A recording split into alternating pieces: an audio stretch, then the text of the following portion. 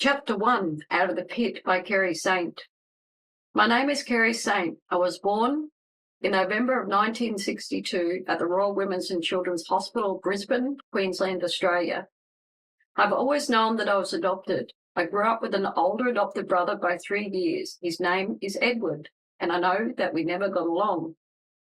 Then there was my younger adopted sibling, my brother, Brian, and my younger adopted sibling, Marla.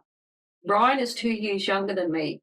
As little children, we seemed to get along for most of the time. We were pretty good buddies together, except the few occasions when Edward would have some sort of adverse effect on him, and all the closeness Brian and I had went out the window in an instant.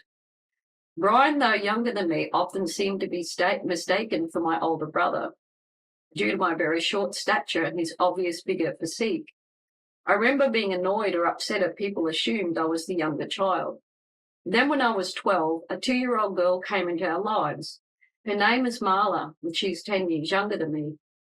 Edward and I looked similar, though we both had different colour, hair and eyes. Our complexion and build was the same, and we both had those cute freckles scattered across the nose of our face. Both Marla and Brian looked different to Edward and I. They are much darker in complexion and very different in physical build. Both of them were of mixed race. Brian's father came from another country, and Marla's mother is Indigenous Australian. We were told that Brian's father was from New Zealand. However, that information was never the truth, which I'll explain later. So when you grow up in a family where your parents are Caucasian and 2 of your 4 children do not look like each other or the parents, you find that you have to explain why. However, that is not the only reason that adoption was so openly spoken of in our family. I believe that adoption was so openly discussed in our family was because it was such a powerful word, not just because our adoptive parents need to explain why we all look so different. At the end of the day, I think even if we all looked exactly alike, the word adoption would still be openly and even insidiously inserted into every aspect of our life. Adoption was used to elicit sympathy or status from others, and at times used to create fear and compliance within us. The moment the word adoption emanated from our parents' mouths, a strong message was being relayed. As a young child, I felt that my adoption was normal. It was not until I was about 12 years of age that I really started to think about my biological mother. In my very early formative years, I accepted Clarence and Betty as my true parents. As early as I can recall, I knew about my other mother. I did not know her name, only that she was 16 years old, did not want me, and died giving birth to me. I do not remember exactly when I was told about her and my adoption. I just remember always knowing. I was also told that she was very short, had red hair, and had tried to abort me, that I was a breech baby, and doctors had to use forceps on me during the delivery, and that's why I have a scar on the side of my temple. In addition, to explain my right toes, which are deformed, it was stated that was caused due to my mother trying to abort me. I'm conscious of knowing that I just accepted the adoptive mother's story of my mother without blinking an eye. I have a brief window of when and how it was told. Betty, in her usual by-the-way statement, launched a story about my mother with no warning. I would equate it to sitting at the dinner table, hearing this monologue pertaining to me, and being told to just pass the peas. There was no pause, no expectation of any incoming questions or concern in regards to heightened emotions to follow from the receiver. You were told, end of story. I was a very young, shy, sensitive little girl who was just being told that my biological mother was a young teenager of no moral standing, that she did not want me, had died giving birth to me, and died because of me.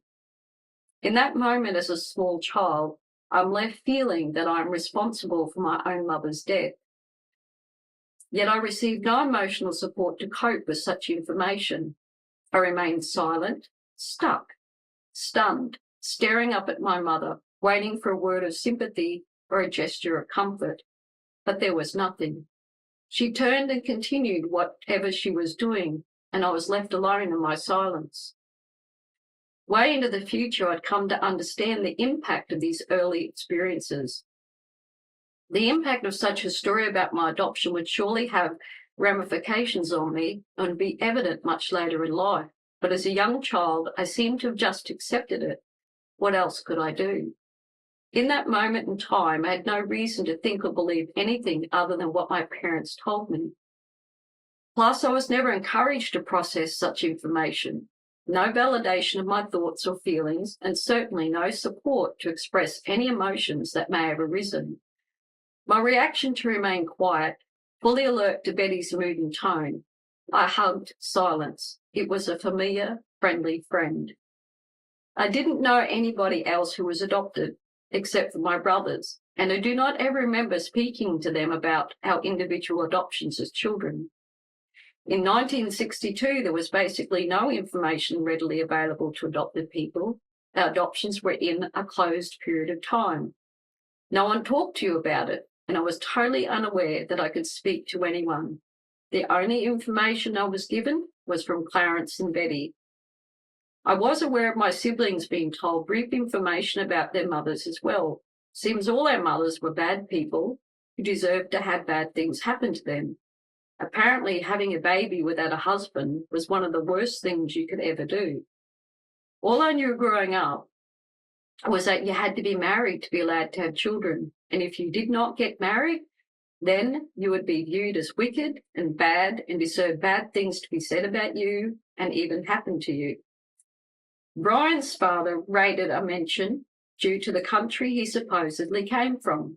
Edward's father was mentioned because he was a family friend. And Martha's father was mentioned due to his relationship with an Indigenous woman. He was believed to be non-Indigenous. However, no word of my father was ever mentioned. Basically, my father was a non-entity in my story and seems to have had no importance in my life. I would later come to understand that my biological father and my connection to him would become more important to me, more than all of the other parents combined.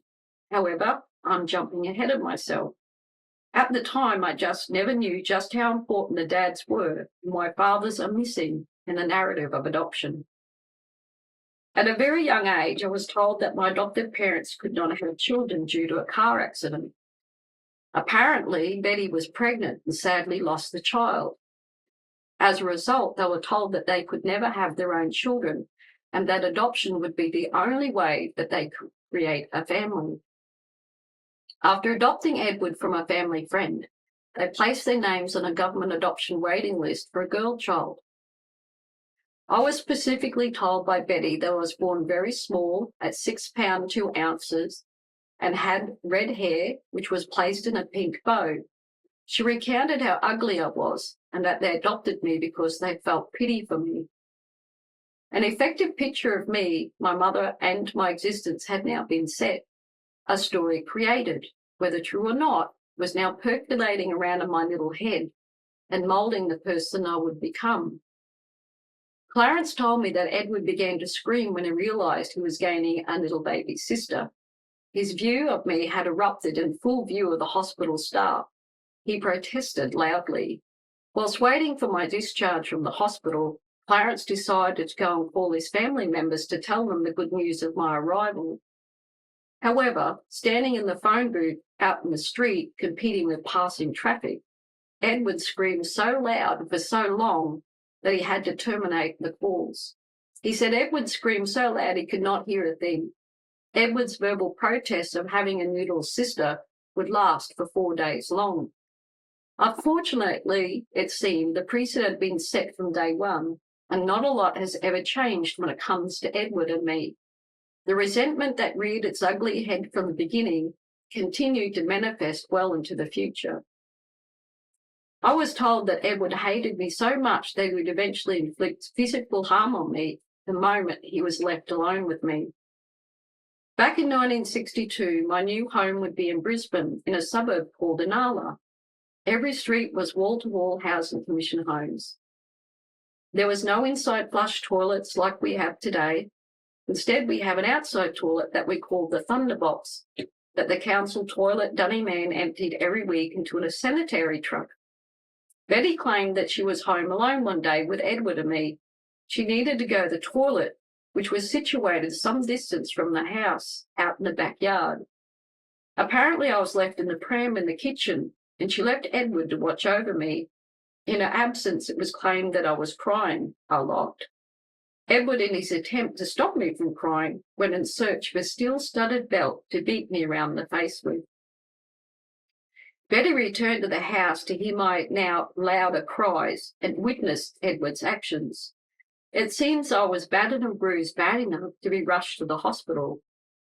While at the hospital, the nuns gave Edward a good talking to while I was being checked over by the doctor. I once asked my adoptive father, Clarence, whether this story was true or not. He told me it was, as he had to drive me to the hospital when he came home from work.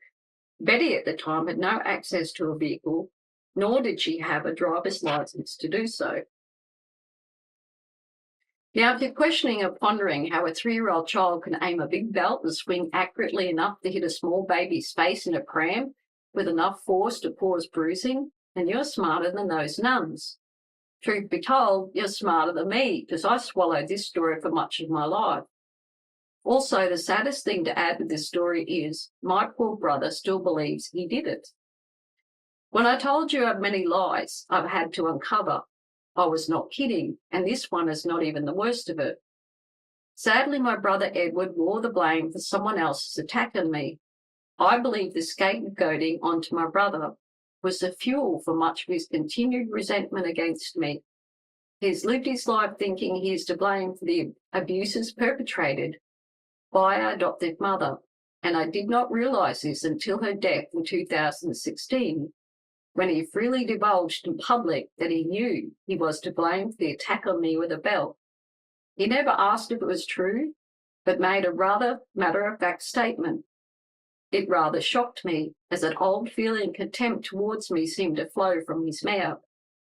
I was immediately uncomfortable and felt it was neither the time or the place to correct him. He is not currently in my life. Though I've made previous attempts to close the divide between us, it has always failed. There are only 2 times in my life that I thought there was some hope of a loving brother and sister relationship. However, they were quickly extinguished by him. In reality, I've given up all hope of ever being close to him or even having him in my life. The damage has truly been done, and it seems nothing will change. Edward's negative behaviour towards me is not just built on Betty's lies and scapegoating. It goes much deeper than that. I believe it stems from his displacement caused by his adoption, plus our adopted father's role modelling, which reflected his attitude of girls and women in general. I do not wish Edward any harm, and truly hope that he finds peace and healing in his life. None of it was any of his fault. He is a victim as well. The problem is, he is still in a coma, has not woken up yet. When I reflect back on my childhood before my first ever flashback, I recognise 2 facts. I knew as a family we fought and yelled at each other, which to me was no different to any other families. I remember working in charcoal pits as a child. It wasn't fun or normal, but I liked hard work. Beyond that, I didn't think life was that terrible. Oh yes, you heard right. As a child, I worked in charcoal pits. And yes, I've told you how I came to be in the Saint family. I am adopted. Before I woke from my coma, I thought life was reasonably good. We were poor, but I didn't think we lived any differently than most other children at the time. Apart from working in the pits, I went to school like all the other kids and lived in a similar type of style of home and wore much the same type of clothing. Yes, I fought with my parents and siblings, doesn't everyone? As I sit here and begin to write about my life and the things I remember, I'm acutely aware that there is so much more that I wish to share with you. I catch myself jumping ahead as one early memory will lead me into a later memory. As I write this book, it may seem a little disjointed at first. A snippet here leads to a bigger picture later. That's the problem with recovering a life stored secretly in your mind. It will not all come at once, but in pieces. Consider reading my story like a good mystery murder novel. You know there was a crime committed. Who's the victim? What was the crime? Who's involved? How did it happen? You're the detective pulling together pieces of information here and a piece there, studying the crime scene, interviewing witnesses, gathering information here and then finding more information out later and making correlations to arrive at a conclusion. Not all crimes are solved in a day, weeks or months, and sometimes it can take years. My story can be viewed in the same way. However, I am the victim, because I am the detective in my own story. And in this story, I'll piece together bit by bit what took me years to unravel.